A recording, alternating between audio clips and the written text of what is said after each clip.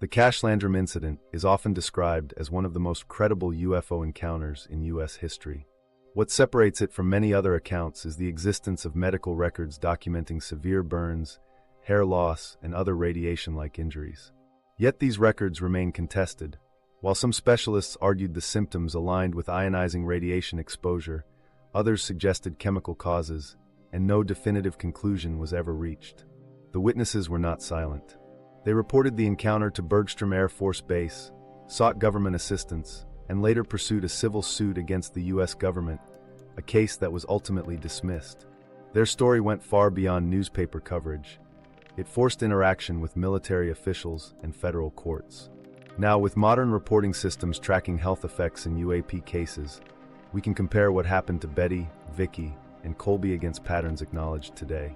What matches, what conflicts, and what remains unexplained will determine why this event still matters in 2025. Why 2025 is the turning point. In 2025, the conversation around unidentified aerial phenomena looks strikingly different from what it did just a few years ago. The U.S. Department of Defense has shifted the topic from the realm of anecdotes and speculation into a structured reporting process.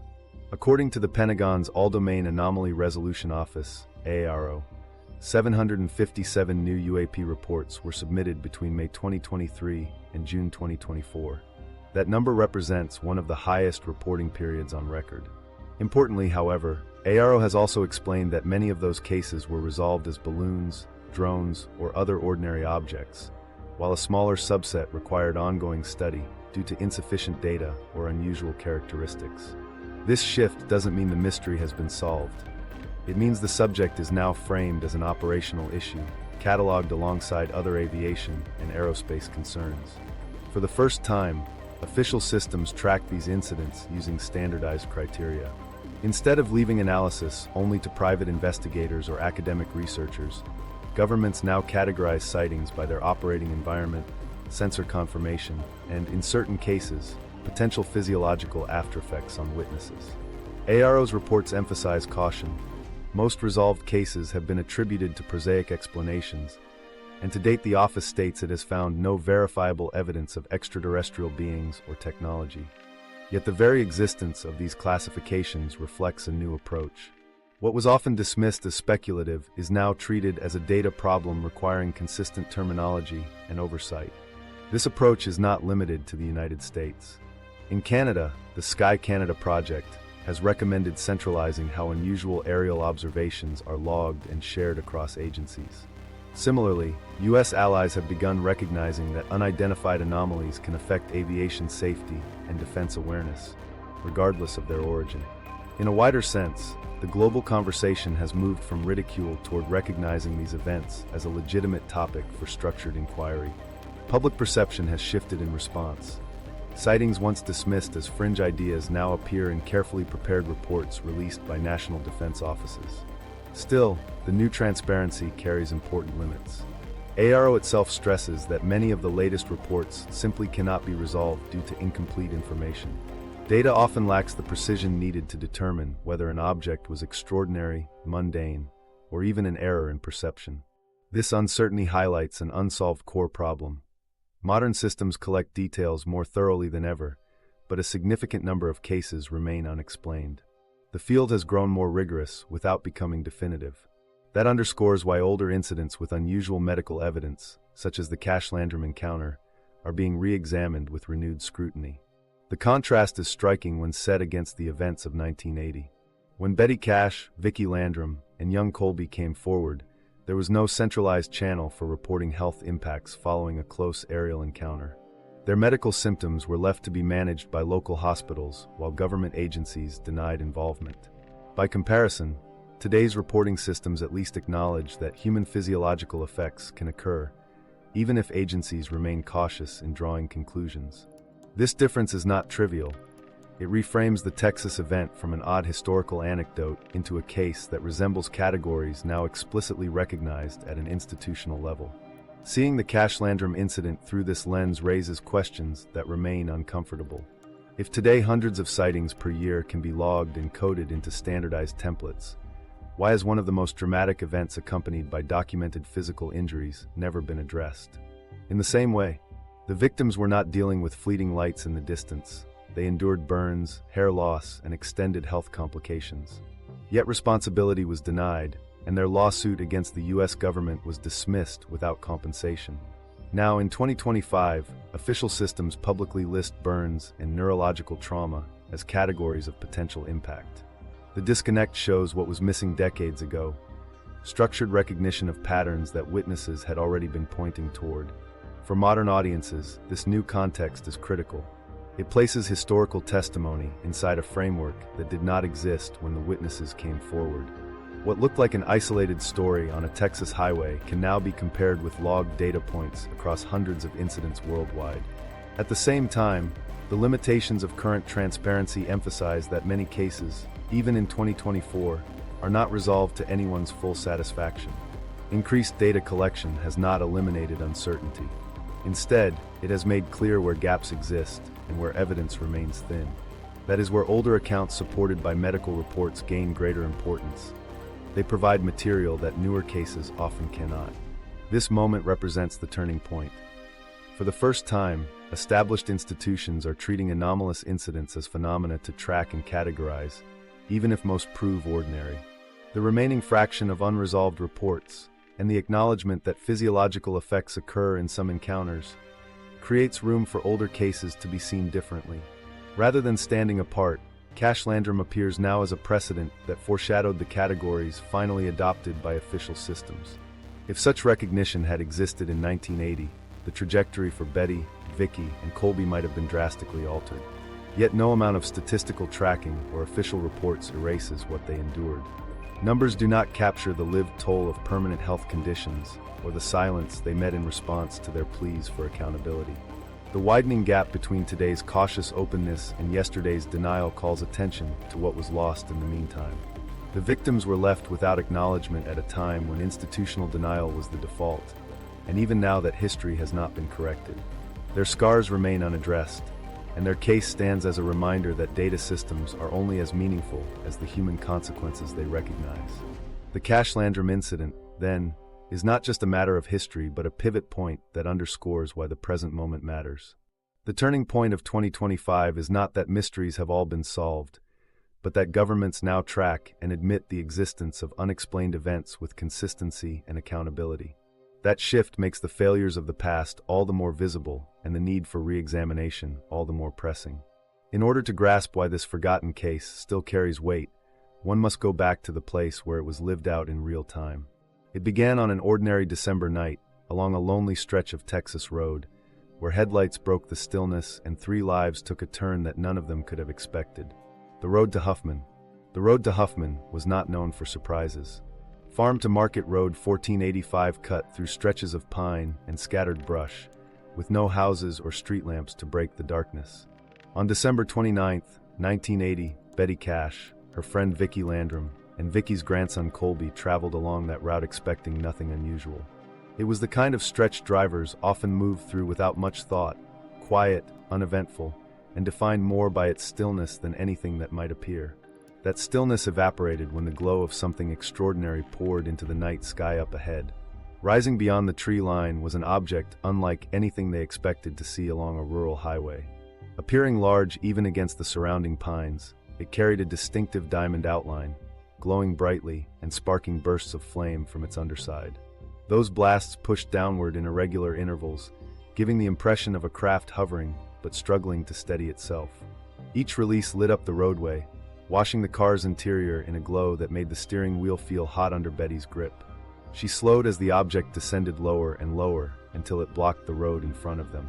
The witnesses later described the object as impossible to mistake for a conventional aircraft. Even so, their earliest accounts varied. In initial notes and interviews, the shape was described in less precise terms, with subsequent retellings sharpening into the distinctive diamond characterization. Researchers have pointed out these shifts not as proof of fabrication, but as a reminder that even dramatic memories can evolve over time, complicating the record. What remained consistent was the fire. According to both women, the flames did more than give off light. They gave off heat powerful enough to leave the hood of their Oldsmobile warm to the touch. The air inside the car felt oppressive, as though they had been sitting in the July sun for hours, yet outside it was a cold December night in Texas. Later interviews recorded at Bergstrom Air Force Base captured these descriptions almost verbatim, and John Schuessler, a NASA aerospace engineer who became one of the leading civilian investigators of the case, compiled their testimony and medical evidence over the following years. The combination of first-hand witness reports and documented follow-up investigations elevated this case above many others from the same era. Through the windshield, the craft dominated their vision. Surface details were blurred by the intensity of its light, but the power of the radiant downbursts was unmistakable. Each release of flame painted the pine trees and asphalt, giving the appearance of fire licking the roadway itself.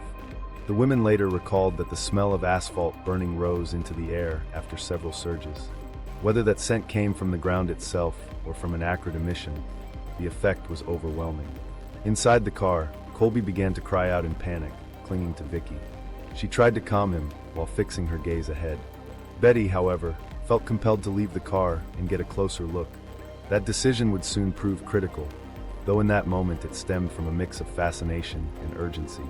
As she stepped into the night, the wave of heat from the direction of the craft pushed visibly against her skin. It was not the warmth of the air shifting. It radiated the way heat lingers around machinery, even after shutdown. Shielding her face with one arm, she edged closer to the phenomenon. The scene was overwhelming without needing extra details. Betty's skin reddened quickly in the heat, and she used her hand to block the glow from her eyes. Vickie could no longer bear to remain outside and retreated to the car to hold Colby. From Betty's perspective, each time the object discharged fire, she could feel a surge that vibrated against her chest and face. It was as if the atmosphere itself trembled under pressure. Her account described a sensation both compelling and dangerous. The closeness made escape feel unsafe, yet her determination to take in the sight rooted her to the spot. When another intense eruption burst downward, Betty realized how exposed she was. In that moment, common sense outweighed her urge to investigate, and she returned to the car. By then, heat had soaked into every surface of the Oldsmobile. The dashboard radiated warmth, the steering wheel was uncomfortable to touch, and the glass itself carried a residue of heat. Both women sat startled, the boy tucked between them, unable to move forward on the narrow road as the craft kept shifting position directly ahead. They remembered the duration not as fleeting seconds, but as drawn-out minutes where they were trapped.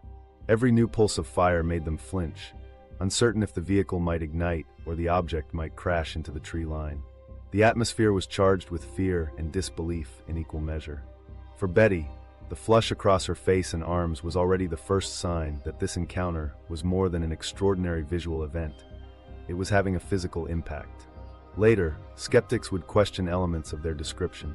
Could headlights bouncing off road debris have distorted perception? Could the flames have been exhaust from a misidentified aircraft? Yet under oath, in transcripts and across multiple interviews, their accounts held steady on the essentials. The object hovered low, discharged bursts of flame, produced heat that affected nearby surfaces, and left them unable to escape. To them it was not a distant light, but a direct obstruction that seized their environment.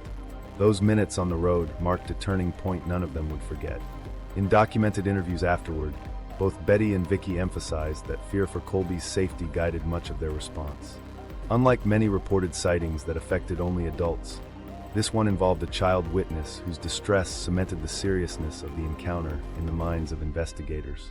More than light in the sky, this was an intimate confrontation that altered them in ways they would not understand until later.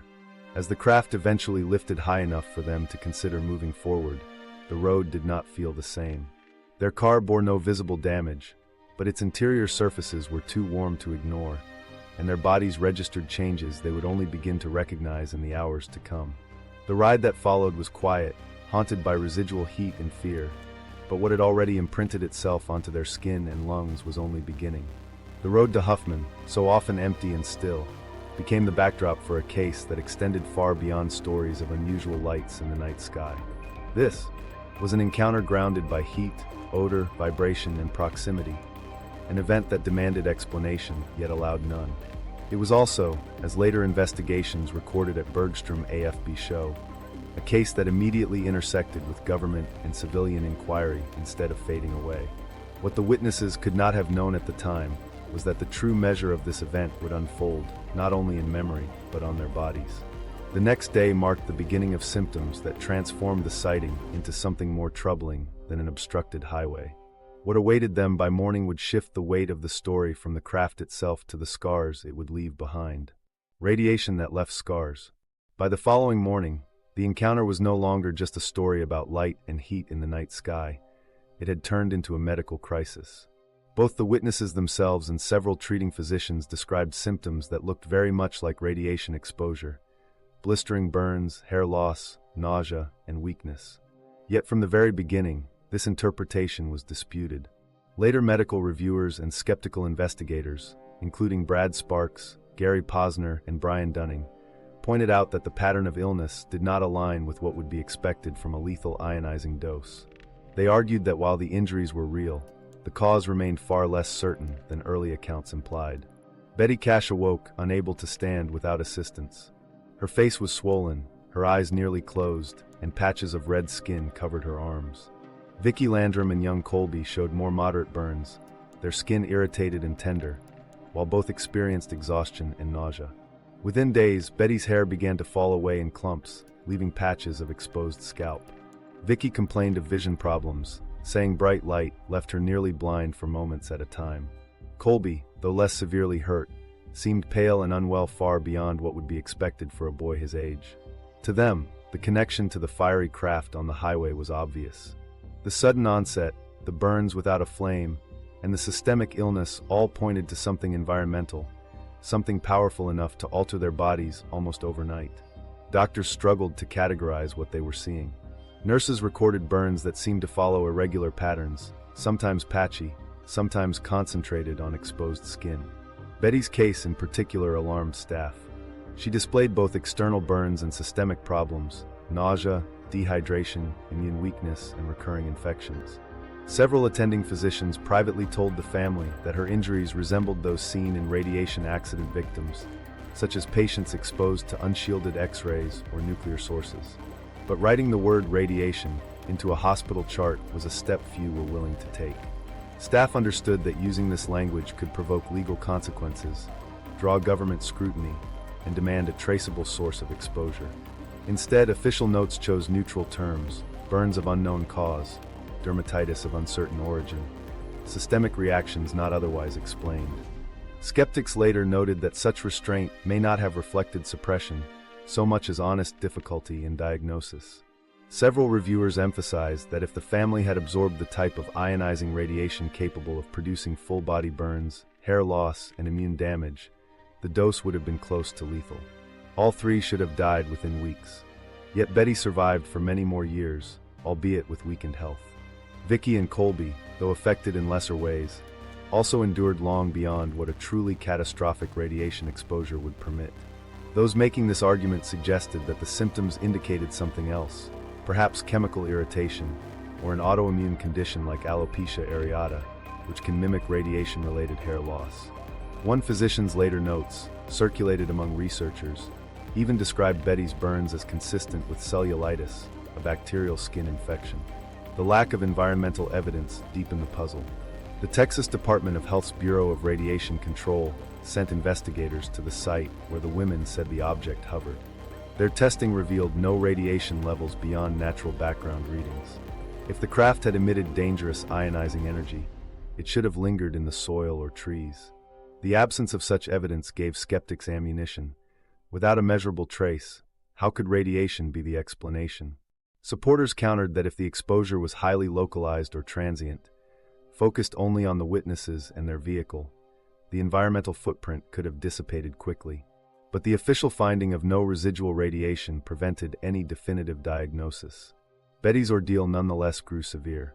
Hospital staff documented layers of skin peeling from her arms, sores that scabbed and reopened, and swelling that required intravenous fluids and pain management. Internal complications accompanied the surface injuries. She reported chronic weakness and a weakened immune system that left her vulnerable to infections. Though she returned home periodically, repeated hospitalizations dominated her recovery. Even after the most visible symptoms subsided, her health never returned to what it had been. She lived with recurring reminders, fatigue, scarring, and flare-ups that she attributed to that night on the road. Vickie's experience was less dramatic, but still significant.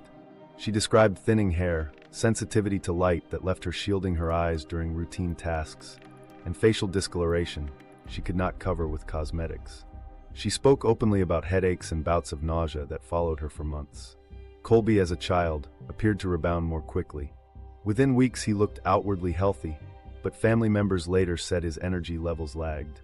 He himself recalled a sense of long-term weakness and a persistent fear linked to the memory of fire washing across the road. Partial access to medical records complicated the case for decades.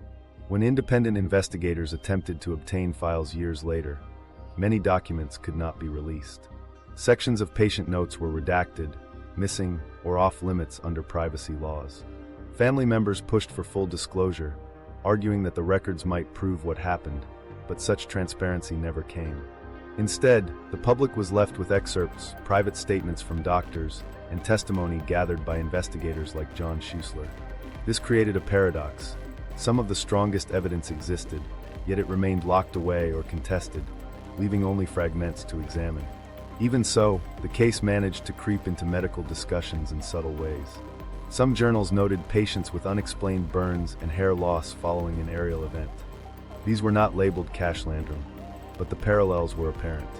To specialists in radiation medicine, the overlap of symptoms with known cases was striking. To others, it was a cautionary tale about assuming too much from incomplete data. The disagreement meant the case did not vanish, but remained a point of contention rather than consensus. The psychological effects compounded the medical uncertainty.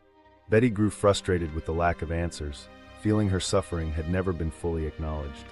Vickie interpreted the night as spiritual or apocalyptic, believing they might have seen something beyond human technology.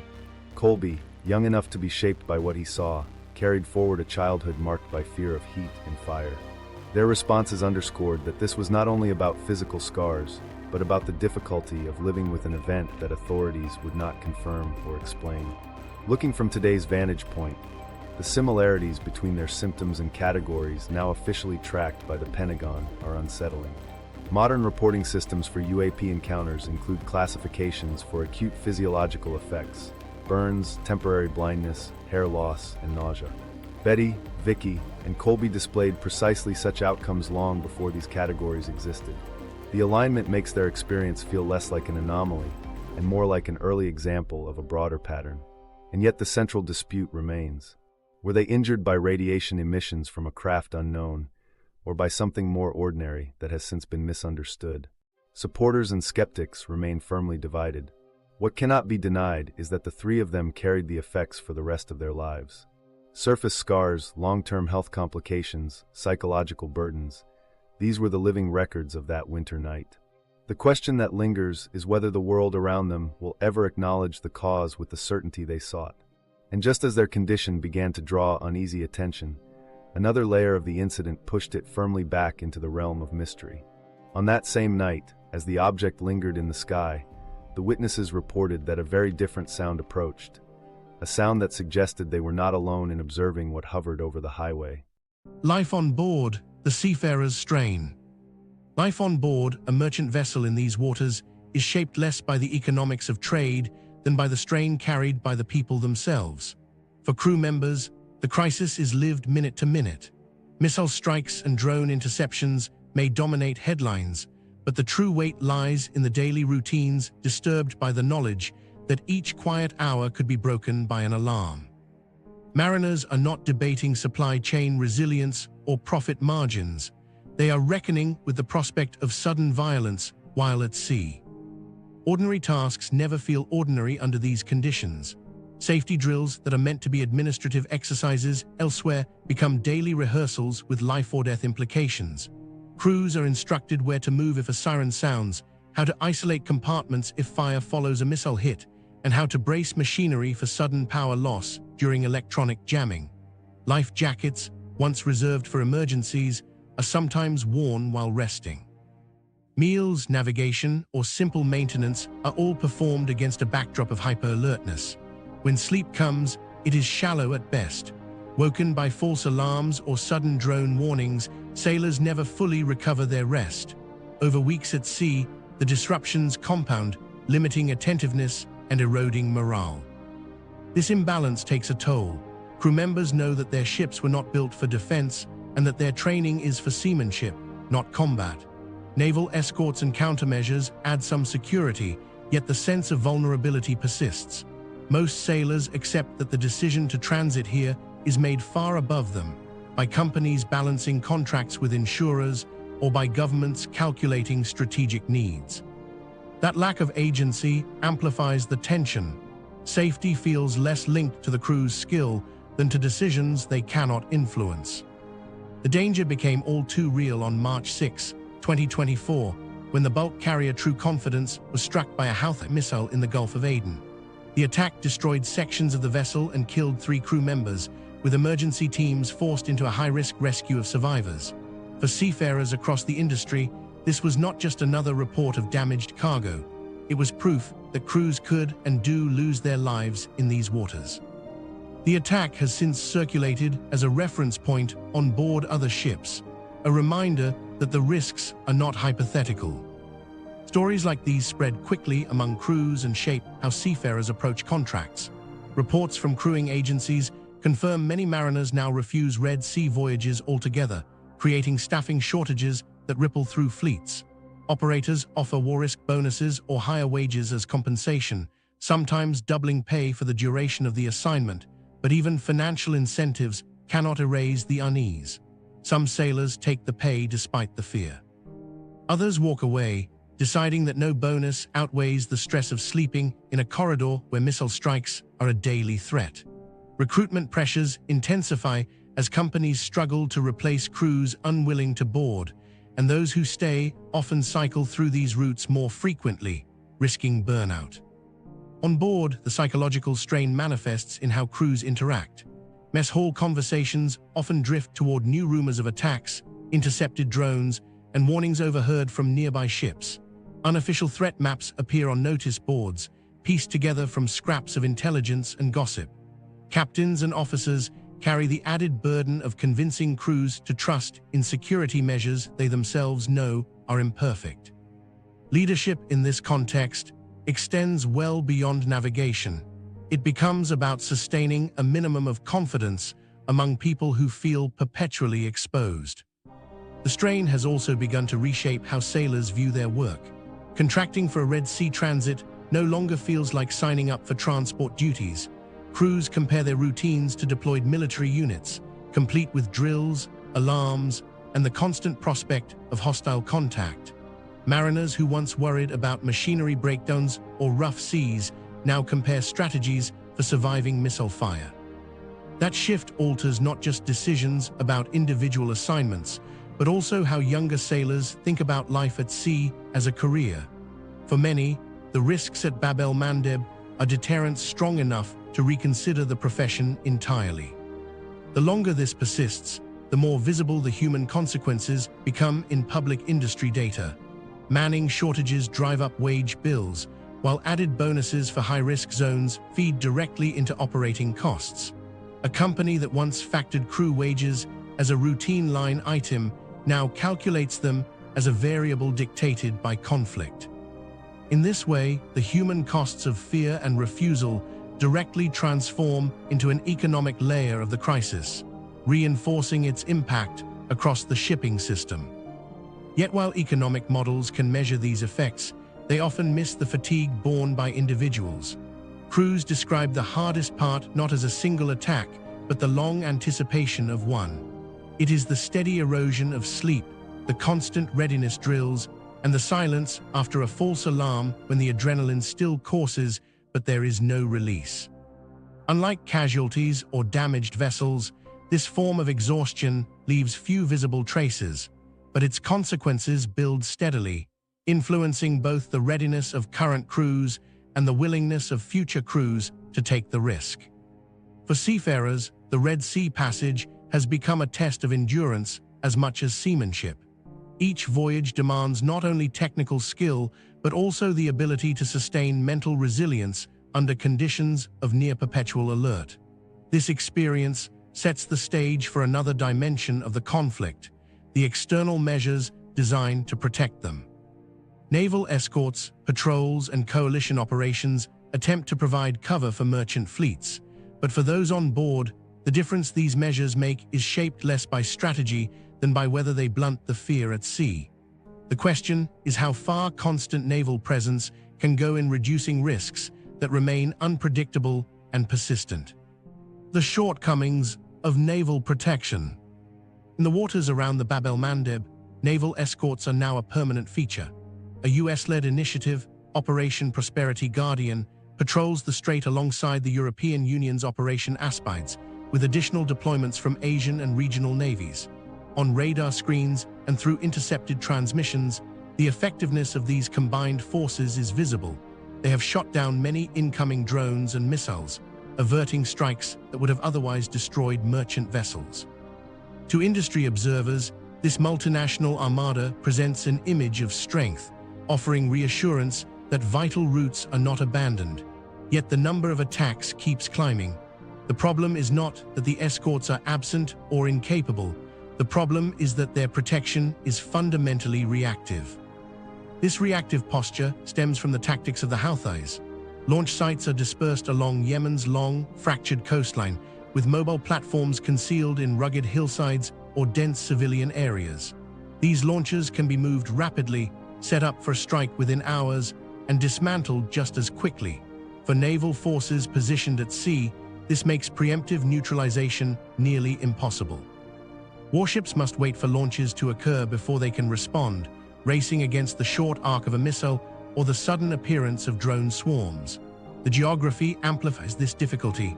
The distances between Yemeni shorelines and shipping lanes are so narrow that even the most advanced detection systems leave escorts with only minutes to intercept. In this constant cycle, the initiative always belongs to the attackers. The use of drones exposes these limitations more than anything else. Drones can be constructed cheaply, transporting easily, and launched in volleys designed to exhaust defenses. A naval destroyer may detect them all, but cannot guarantee shooting each one down before a strike lands. The imbalance in cost is central to the attacker's advantage. Drones are produced and deployed at a fraction of the expense required for the intercepting missiles or defensive systems used against them. As a result, a cheap wave of expendable drones can impose millions of dollars of costs on coalitions tasked with defending shipping lanes. It is not that the escorts fail to act, they intercept large numbers, but that defeating each wave does not stop the next one from forming. Missiles layer another challenge onto this fight. A single successful strike can sink a vessel, as seen with the MV Rubberma in March 2024 and the MV Tutor in June 2024.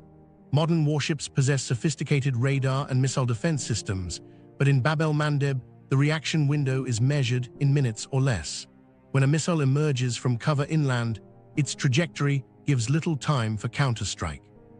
In these conditions, every successful interception is impressive, but also precarious. The crews of merchant ships sailing in convoy alongside Navy vessels know that defense is possible, but not absolute. A slip, a distraction, or an overload of simultaneous launches could mean disaster despite the strongest escort presence. Technology provides tools to reduce this danger, but not to erase it. Electronic warfare systems can jam signals or interfere with drone controls, but attackers adapt quickly, switching frequencies, diversifying approaches, and employing mixed attacks to stretch defenses thin. Each measure creates a countermeasure, leaving nurseries of innovation on both sides. What escorts achieve is mitigation, preventing many disasters but never guaranteeing immunity. The very adaptability of attackers ensures that shipping cannot be insulated by hardware alone. Merchant sailors themselves embody this paradox. Seeing a frigate or destroyer alongside their vessel instills some momentary calm, a visible promise that they are not abandoned. But crews also understand the escort's limitations. They cannot accompany every ship simultaneously, and convoy systems require delays that seafarers already find stressful. Some vessels depart without naval cover, forced by schedules and cargo requirements. Even within a convoy, sailors recognize that escorts may prioritize defense for certain ships, leaving others exposed. For those who live the passage day to day, naval presence offers reassurance mixed with profound uncertainty. This reality is recognized in insurance classifications as well. Major insurers continue to designate the Bab el-Mandeb and Red Sea as high-risk waters despite multinational deployments. If naval protection represented true deterrence, premiums might fall. Instead, high war-risk surcharges remain in place, a sign that underwriters, guided by data rather than symbolism, judge the region to remain hazardous. For insurers, the persistence of successful hits or near misses proves that defense is reducing losses without changing the underlying equation. In their calculations, naval protection equates not to safety, but to partial mitigation. The structure of multinational forces adds another layer of complexity. While cooperation is extensive, navies do not operate under identical rules. Commons Library reports have described how different participating states maintain distinct rules of engagement and national mandates. Some navies authorize preemptive measures, others act only after an incident has begun. This variation hampers the ability to present a single, coherent deterrent. Attackers, able to choose timing and method freely, exploit these seams. Furthermore, naval rotations ensure that presence levels fluctuate. A single coalition vessel leaving station for resupply can create temporary gaps, which need only hours for attackers to exploit. Strategically, the escorts serve as a buffer rather than a cure. They absorb some of the attack pressure, preventing catastrophic losses on a larger scale, but they cannot seal the threat entirely. The Houthis' geography, mobility, and low-cost arsenal ensure that even a vastly larger naval presence could not eliminate the danger at its source. The escort missions buy time and reduce casualties. They cannot remove systemic risk. And this recognition shapes the calculus for shipping firms and insurers alike. They know naval power provides resilience, but not certainty. Thus, naval protection in 2025 is best understood as an essential but partial response. It reassures without guaranteeing, intercepts without deterring, and symbolizes commitment while still leaving vulnerabilities exposed. Crews depend on it, insurers price around it, and governments pour resources into maintaining it, but its limits are visible in every continuing strike. The Bab el-Mandeb remains highly dangerous not because navies are absent, but because their tools cannot erase the structural advantage of mobile, inexpensive, and dispersed weapons. The escorts soften the risk rather than resolve it, a distinction crucial for how the global shipping system adapts. And as the burden of risk persists on the water, another cost emerges ashore. Every voyage requires more than fuel and manpower. It demands an additional safeguard in the form of financial protection. This economic layer, carried by every merchant ship crossing the strait, shows how the cost of insecurity stretches far beyond naval escorts alone. Insurance and the price of risk. Every vessel approaching the Red Sea must now account for more than cargo, fuel, or labor. The decisive factor is insurance, the specialized coverage that determines whether a ship can afford to risk the passage at all. Without war risk policies, few owners would consent to transit seas where drones and anti-ship missiles have already claimed tankers and container vessels. In 2025, these costs have climbed to levels that restructure how fleets operate. Industry reporting, including a Reuters analysis in July 2025, documented war risk premiums for Red Sea passages rising to roughly 0.7% of a ship's insured value, up from about 0.3% earlier in the crisis. What once represented a routine surcharge has become a core driver of operational strategy, and for some carriers, the single factor determining whether a route is viable. Mechanics of this shift lie in underwriting. Every attack catalogued near the Bab el-Mandeb resets insurers' calculations, reshaping the price of passage. Successful strikes, drone swarms, or missile interceptions feed into actuarial models, and each incident nudges premiums upward. These decisions are not speculative. They are built on incident frequency, confirmed damages, and assessments of naval escorts' ability to contain threats. The cumulative effect is cumulative risk pricing. Instead of adding a fraction to base coverage, premiums now often outstrip the cost of basic hull and machinery insurance. For a company running dozens of voyages, the impact is measured not in marginal adjustments, but in tens of millions of dollars across an annual operating budget. Underwriters themselves have varied responses. Some paused coverage entirely for voyages deemed especially exposed, particularly following successful ship sinkings in 2024 that underscored vulnerability. Others simply impose steep rate hikes, but carve out categories of ships they will not cover under ordinary terms.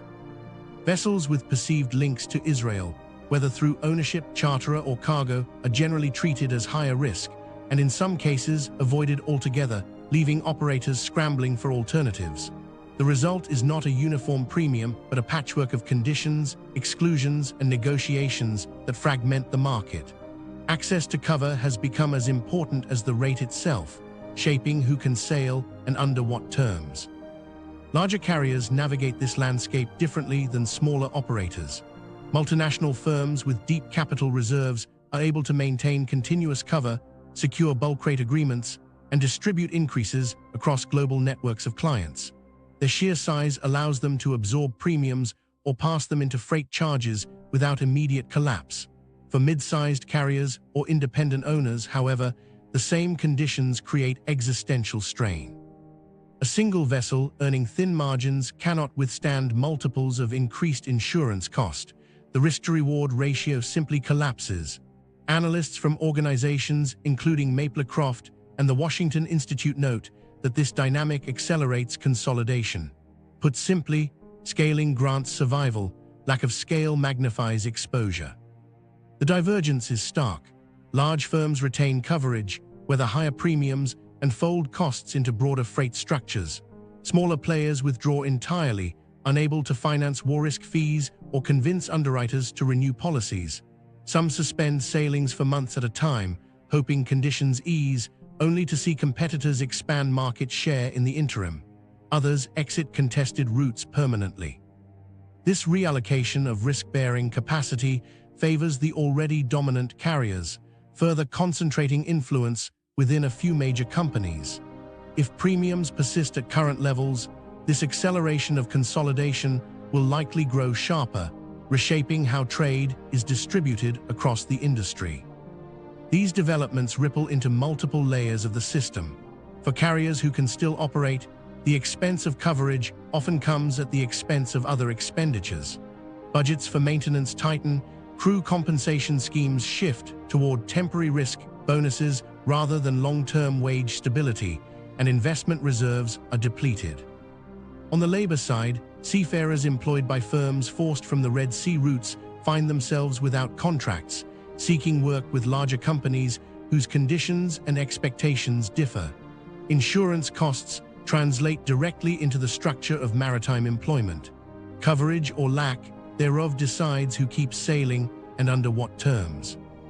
National economies are similarly affected. Countries with mid-tier shipping firms find those companies disproportionately vulnerable. Unable to afford rising premiums, they yield operational space to foreign giants whose scale allows them to remain. With market share shifting, national carriers decline in significance, nudging governments into deeper reliance on foreign firms to manage trade flows. That reliance brings with it a loss of bargaining leverage and strategic autonomy.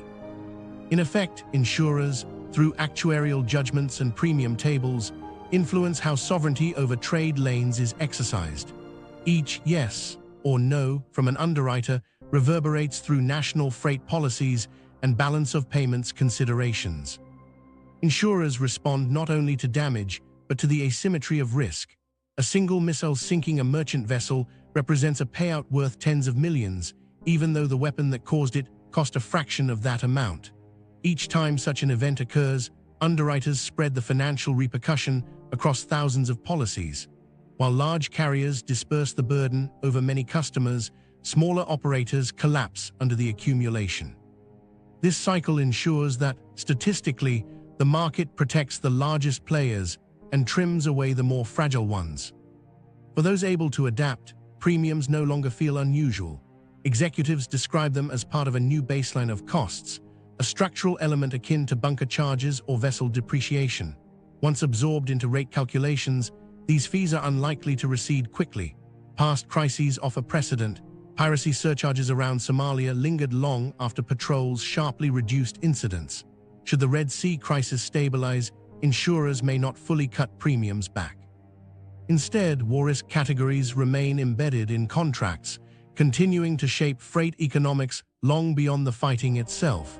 Historical stickiness in such costs suggests that the industry should expect durable structural change, not just a temporary spike. This persistence dovetails with broader consolidation trends. Smaller carriers who hope premiums will soon collapse may simply not survive long enough to see such relief. Larger firms, meanwhile, continue to plan around elevated fees, raising questions about competitive fairness. If these conditions hold, rental markets, freight prices, and consumer costs shift toward a trajectory managed by fewer influential actors. Although the permanence of these patterns cannot be taken as certain, they now constitute the basis on which most forward planning occurs. Thus, insurance is not ancillary to the Bab el-Mandeb crisis. It is the financial axis on which strategies turn. It determines access, shapes competition, influences labor, and defines national exposure. Every drone sighting and missile strike may last only minutes on the sea, but within the halls of insurers, those minutes are converted into years of structured premiums. The real costs of insecurity are stored not only in wreckage, but in contracts written in distant capitals, figures that define who moves goods across oceans. And while those contracts decide the fate of fleets at sea, they also travel further downstream. The burden does not end at underwriters' desks or shipowners' ledgers. It continues into the flow of goods themselves. Insurance premiums affect the price and timing of shipments, feeding into the decisions of global brands, wholesalers, and retailers who depend on steady supply. That shift in cost and uncertainty is now altering how companies outside of shipping, those who rely on timely deliveries for their business, reconsider their own strategies. Retailers and the supply chain shuffle. Retailers are directly in the crosshairs of the Red Sea crisis, where every delay or detour translates into missed sales and reshaped supply strategies. What begins as a disruption to shipping lanes ends up changing procurement decisions, warehousing patterns, and even how product launches are scheduled. For global brands, the real cost is not only in freight and insurance, but in the fragile timing of seasonal demand and competitive market cycles. First response has been pragmatic. Companies turn selectively to air freight when reliability cannot be trusted at sea. Freightos and other logistics analysts note a rise in this shift, though it is narrowly focused on high-value, time-sensitive goods like smartphones, tablets, or fashion items tied to seasonal releases. Crews of cargo planes now carry loads that once reliably moved through the Suez route, with retailers paying steep premiums simply to guarantee products reach shelves on time. The expense is considerable, but in industries where timing decides market share, it is judged better than absorbing the damage of a missed season. Warehousing strategies are shifting as well. Instead of operating lean and relying on just-in-time inventory, major retailers now build buffer stocks to protect against sudden shipping delays. Firms with the capital to do so rent or expand storage facilities close to consumer markets. Electronics companies stock reserve units before holidays, and fashion groups prepare seasonal products months in advance. Logistics analysts at Macmillan point out that this ties up significant capital, but for firms large enough to afford it, the trade-off avoids catastrophic losses from late arrivals. Warehouses, once simple transits along a supply chain, are now treated as insurance policies against maritime instability. Manufacturing diversification offers another layer of adaptation. Sigma 7 and other research groups confirm that brands are experimenting with moving some production to facilities closer to end markets, reducing exposure to choke points like Bab el-Mandeb. North African suppliers are increasingly attractive to European clothing retailers, while electronics firms examine partial relocation to Latin America for the US market. This trend toward nearshoring does not eliminate disruption, but it reduces dependence on a single shipping corridor vulnerable to conflict. For firms with both flexibility and financing, these investments add another option when safe passage cannot be relied upon. The consequences are uneven. Small and mid-sized retailers lack the resources to pivot between air and sea, build warehouses, or reconfigure supply chains. They cannot afford premium air freight for consumer electronics or absorb multi-million-dollar upfront costs for new buffer stocks. Rerouting around the Cape of Good Hope may be technically possible, but at costs that destroy already thin margins. The gap becomes visible on store shelves, while the largest retailers keep products flowing, albeit at higher prices. Smaller outlets are left empty-handed or forced to raise prices to levels their customers cannot accept. In effect, the Red Sea crisis amplifies inequality across the retail sector, concentrating resilience in the hands of the biggest players. These stresses often appear in subtle ways to consumers: a popular clothing size missing, electronics accessories delayed, or seasonal fashion arriving weeks late. For smaller brands, these delays can erase entire sales cycles. A winter line delivered in spring may be sold only through discounts, with revenue wiped away. In consumer electronics, lateness can surrender market leadership if a competing product arrives first. Every delay is magnified when seen through the lens of consumer expectations set to precise launch dates. One example of this disruption was visible in the automotive industry. In 2024, several plants in Europe publicly paused production after spare parts shipments through the Red Sea failed to arrive on time. Assembly lines froze not because of a lack of demand, but because critical components were stranded at sea or rerouted around Africa, pushing the arrival date weeks beyond their scheduled use. Such stoppages demonstrated how even industries operating far from the strait can grind to a halt when maritime lifelines falter. The inflationary burden of these disruptions is not theoretical. Analysts at JP Morgan projected that, under certain scenarios, extended rerouting in the Red Sea could add roughly 0.7 percentage points to core goods inflation. Economists caution that the full impact varies by duration and severity, but the estimate illustrates the scale. What begins as higher freight and insurance bills becomes visible in household budgets worldwide. Shoppers encounter it directly in the form of higher clothing prices or surcharges on electronics. Inflationary pressure spreads from logistics into the everyday retail environment. Retailers adapt not only through logistics and inventory, but also through product decisions themselves. Fashion houses lengthen product cycles, investing less in rapidly rotating fast fashion collections and more in perennial basics that can sell across seasons. Electronics firms spread out launch schedules, aiming to stagger releases rather than risk all revenue on shipments tied to a single crossing. These strategic shifts reshape what consumers see in stores and how often they see it, a reflection of commercial survival rather than style or innovation alone. Meanwhile, commercial hierarchies inside companies are being reordered. Supply chain executives, once working in the background, now play pivotal roles in corporate decision-making. They report on geopolitical risks, negotiate multimodal contracts, and manage contingency strategies with direct consequences for retail performance. A delayed delivery no longer counts as a logistics issue alone. It is a board-level problem with retail and financial consequences. Corporate strategies increasingly revolve around logistics competence as a competitive differentiator. For smaller retailers unable to match these adaptations, survival rests precariously on volatile conditions. Some rely on third-party logistics providers, hoping pooled contracts secure them access to air freight or warehouse space. Others trim product ranges to reduce exposure. But without scale, their agility is limited, and delays in shipping corridors translate directly into losses. The gap between global titans and smaller rivals, already significant, is widened further by disruptions still unfolding far from the retail floor. For consumers, the connection is invisible but unavoidable. A family pays more for school electronics shipped by air, not knowing why prices jumped compared to a year earlier.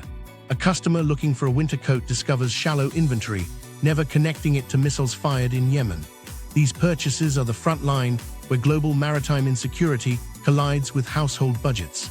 Every transaction contains hidden costs tied to a strait thousands of miles away. The cumulative effect is a retail and supply chain landscape more fragmented, uneven, and risk-sensitive. Large multinationals refine supply strategies into systems resilient against maritime instability, baking higher costs into long-term operations. Smaller players tread water, hoping disruption recedes before financial strain consumes them. Across the sector, responses to the crisis underscore a new reality.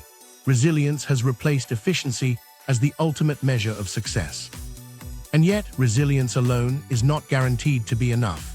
As the complexity of attacks increases, firms are beginning to look for solutions outside of traditional logistics altogether. The search for security is no longer limited to rerouting or stockpiling, but extends to new tools capable of actively confronting threats at sea. Technology on the horizon. Technology is being introduced into shipping not just to improve efficiency, but increasingly as a means of survival. In earlier years, merchant fleets relied on passive defenses such as razor wire, reinforced doors, or water cannons to ward off pirates. But in 2025, none of those measures are useful against a guided missile or a wave of drones. That reality has pushed parts of the industry to investigate solutions more akin to military tools than commercial safety equipment. The outcome is a series of experimental vessels, sensors, and automated defenses now being tested, designed not to move containers, but to protect the ships that carry them. One of the most visible experiments is the autonomous escort vessel. These small, crewless ships are fitted with advanced radar and electronic systems capable of monitoring airspace for approaching drones or low-flying missiles. They are built to act as robotic guardians, trailing or circling around convoys. Unlike manned warships, they do not require large crews and can operate in high-threat zones without putting human lives directly at risk. Their endurance means they can remain on station for long stretches, and their onboard systems are designed to spot incoming threats faster than human operators. Artificial intelligence plays a central role in how they function. Rather than depending on a small team of officers to interpret complex radar images, these escorts use algorithms to help sift genuine threats from background noise. A key challenge in the Red Sea is distinguishing between harmless aerial activity, like fishing boats launching small drones, and hostile swarms aimed at disabling a ship. AI-driven systems attempt to flag patterns that suggest coordinated attack and to provide earlier warnings than human crews could. The speed of recognition matters. When a drone is detected just kilometers away, a delay of seconds can decide whether it is intercepted or strikes home. Some prototypes even feature active defenses. Directed energy systems and counter-drone launchers have been linked to these platforms, intended as close-in protection between an attacker and the main ship. The principle is straightforward. If an autonomous escort takes the brunt of the attack or intercepts drones before they reach a container carrier, the convoy as a whole is more likely to survive. The concept distributes risk, moving part of the burden of defense away from naval warships and into private hands operating directly within the commercial fleet. But optimism is tempered by practical barriers. Industry and policy research, including studies from the Washington Institute and Me Forum, emphasize that while autonomous escorts are being trialed, they are expensive and remain legally unsettled.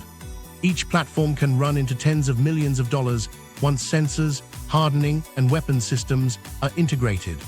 Few carriers can justify scaling such technology across their fleets. Just as importantly, international maritime law was never built to handle privately operated armed drones or automated escorts patrolling global commons.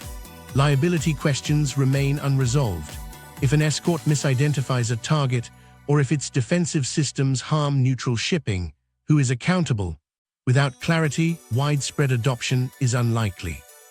To date, few commercial operators have rolled out fully armed autonomous escorts at scale. Early trials have usually been conducted under naval supervision, with navies still carrying the primary defensive responsibility. In practice, these exercises are limited and experimental, focusing on data collection rather than turning private ships into combat-ready formations. Reports from 2025 show escorts shadowing convoys while destroyers and frigates remain nearby. These conditions demonstrate that the technology is being tested, but also underline that it has not replaced conventional naval protection. In real-world conditions, escorts face tactical challenges too. Their sensors can extend awareness, but range, weather, and jamming interfere with their active defenses. Swarm tactics quickly expose the limits of counter-drone weapons, overwhelming even advanced systems, and escorts themselves are vulnerable targets. A missile fired at them still forces a convoy to absorb sudden operational losses. Replacing one escort is costly enough that attackers may deliberately target them first. Critics argue this makes escorts less a guarantee of protection than an additional high-value target. Other technological responses are being tested in parallel. Some carriers install hardened radar suites and predictive onboard software to improve detection ranges, while others experiment with laser-based sensors to increase awareness of low-flying threats. Communications infrastructure is shifting towards satellite constellations resistant to jamming and interference. Software-driven logistics systems now play a defensive role too. Voyage plans are updated in real time, allowing ships to divert mid-route toward areas with stronger naval presence or safer waters. None of these measures transform a freighter into a fortress, but they do create incremental improvements in survivability and responsiveness. Uncertainty, however, runs through every innovation. A single high-profile failure could halt progress for years, scaring off investment and leaving fragile confidence worse than before. Executives hesitate to stake entire fleets on technologies that remain untested in sustained combat conditions. Shipping companies are cautious bureaucracies by design, framed around contracts and insurance, not battle experiments.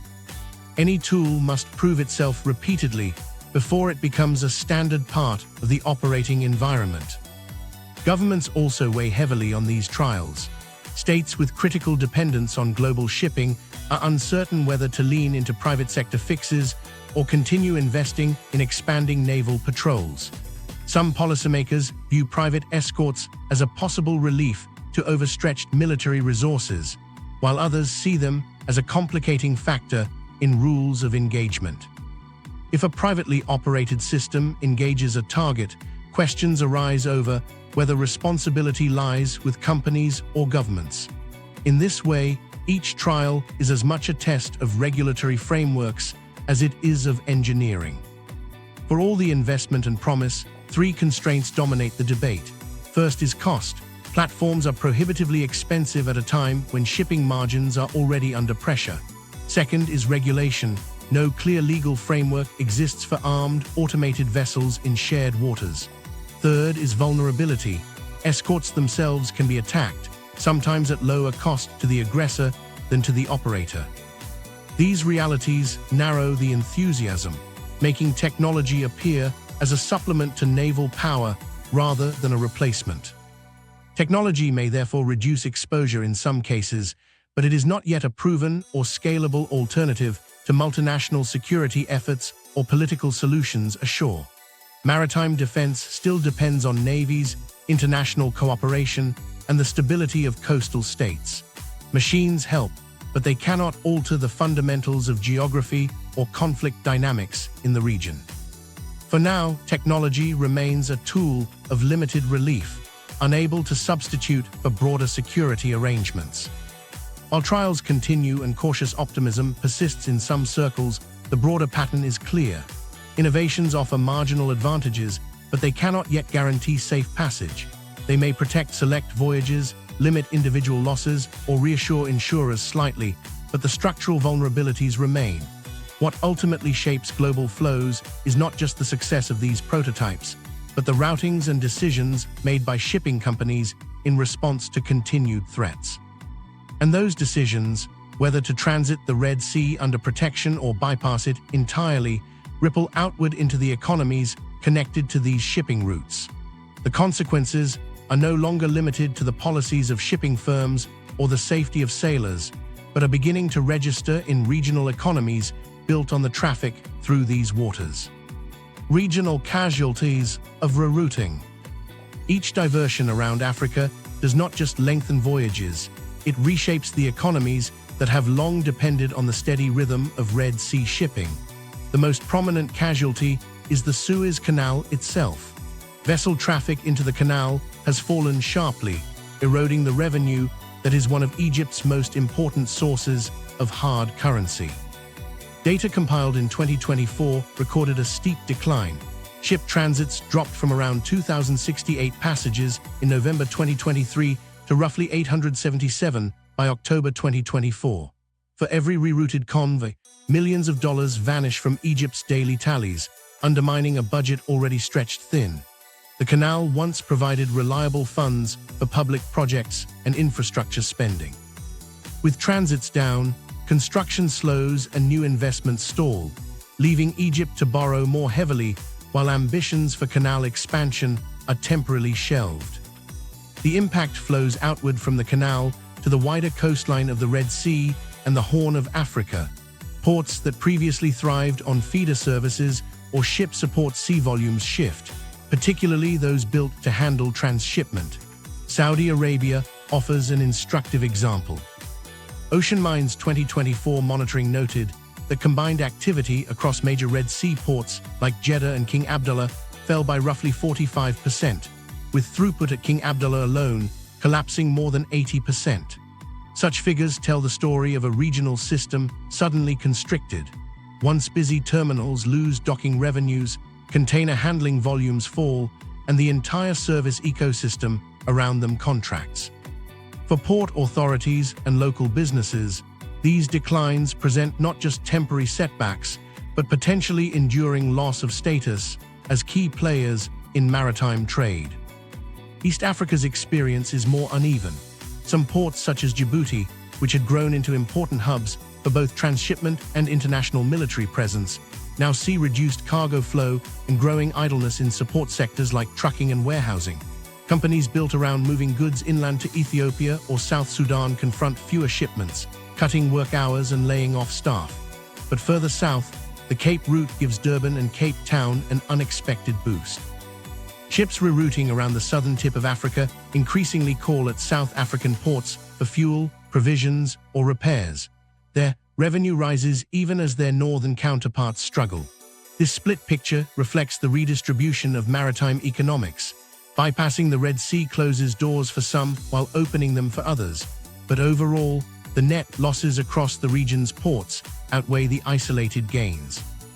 In states that built national strategies on transshipment, the financial strain translates quickly into social effects.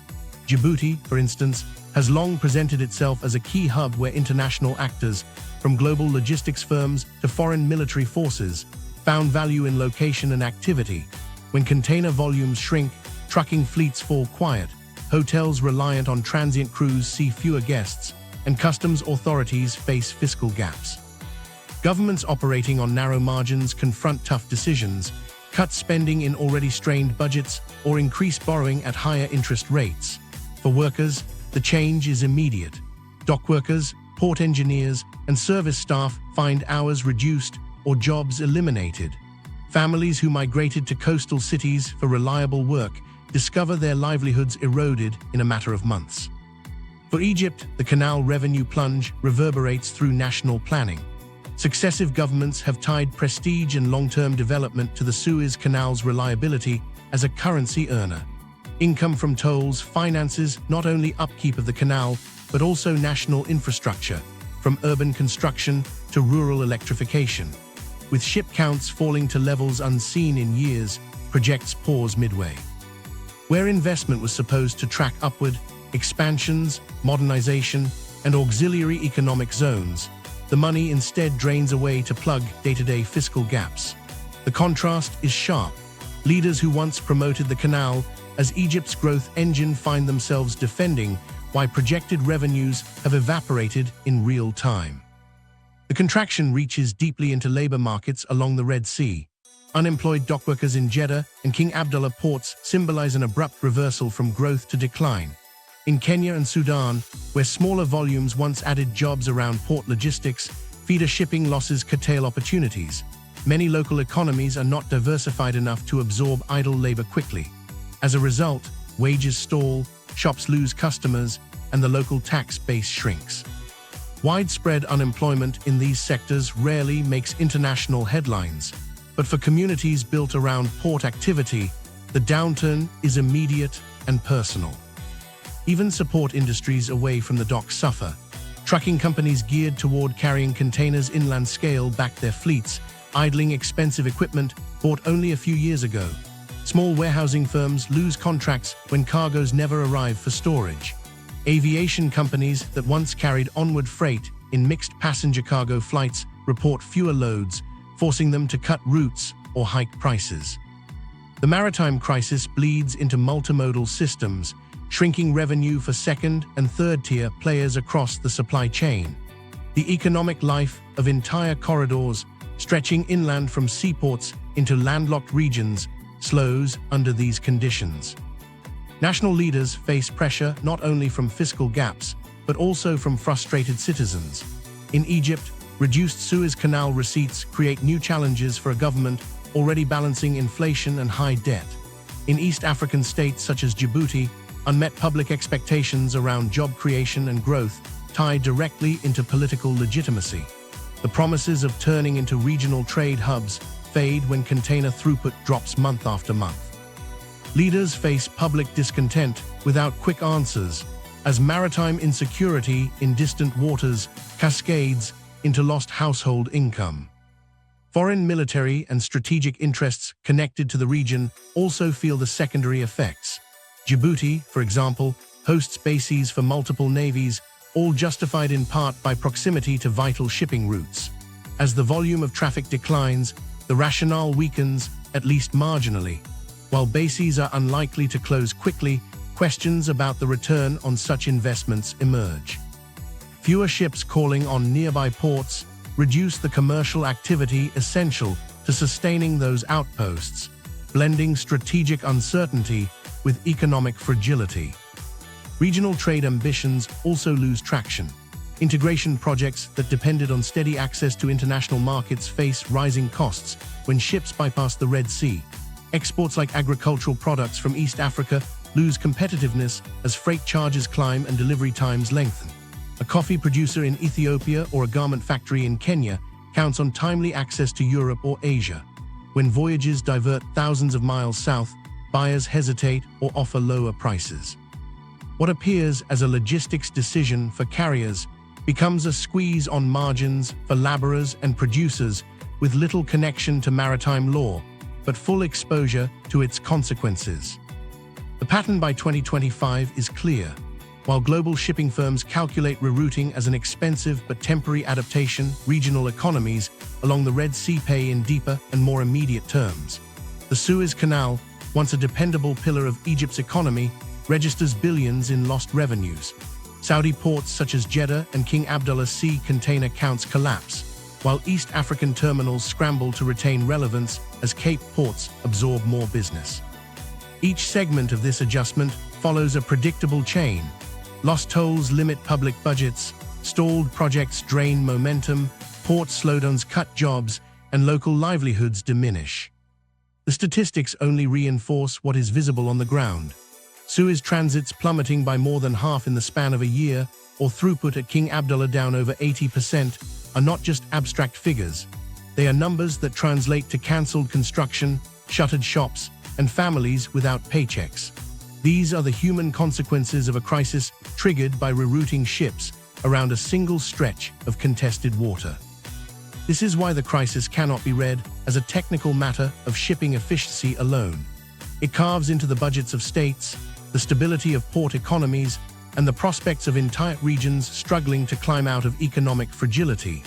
Regional casualties of rerouting highlight how global trade disruptions expose local vulnerabilities, leaving governments grasping for solutions that extend beyond economics. They touch on broader questions of power, influence, and conflict issues that shape not just where vessels sail, but why they are threatened in the first place. It is in this space that the crisis takes on its full dimension, moving from commerce into the realm of political leverage and strategic rivalry. Geopolitics at the edge of the sea. By 2025, geopolitics shapes every conversation about the Bab el-Mandeb. This strait has become more than a shipping lane or a danger zone for vessels. It is now a stage where local factions, regional rivals, and global powers pursue leverage. The Houthis, embedded in Yemen's fractured political landscape, benefit from geography that far outweighs their conventional military capacity. Holding ground near a narrow maritime choke point allows them to turn influence at sea into bargaining power on land. Each strike they launch against international shipping is not simply an act of sabotage, but a reminder that maritime trade cannot be isolated from the conflicts that rage along the coastlines it passes. Iran's role in this equation is central. The Houthis have received training, financial assistance, and weaponry that, according to multiple reports, includes shipments of advanced drone and missile components traced back to Iranian supply lines. The relationship elevates a faction in Yemen into an effective instrument of regional pressure. For Tehran, support to the Houthis extends influence into the Red Sea, projecting a presence far outside the Persian Gulf, in waters vital to Europe, Asia, and Africa alike.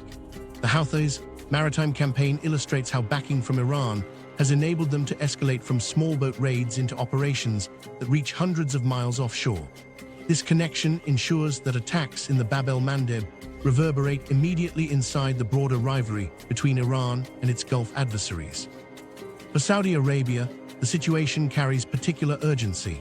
Riyadh shifted in recent years toward dialogue with the Houthis after a decade of bloody confrontation, but Red Sea insecurity prevents any clean separation between Yemen's internal politics and the kingdom's own security. Saudi oil exports rely on the Red Sea corridor. Disruptions therefore touch core state interests. Any Houthi strike risks undermining the fragile moves toward de-escalation. Even when overtures continue in back channels, the Bab el-Mandeb acts as a constant reminder for Riyadh that maritime vulnerability can blunt progress ashore. Control over these waters becomes inseparable from questions of Yemen's political settlement and Saudi regional posture. International powers are deeply entangled in the response.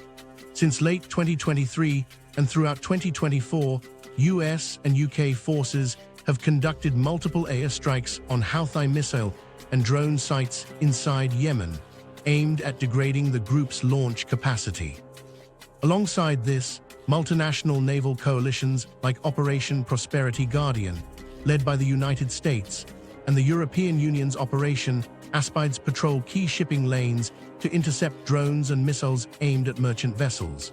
These task forces have successfully shot down many incoming threats, yet the strikes have not halted attempts, underscoring the gap between containing damage and changing conditions ashore.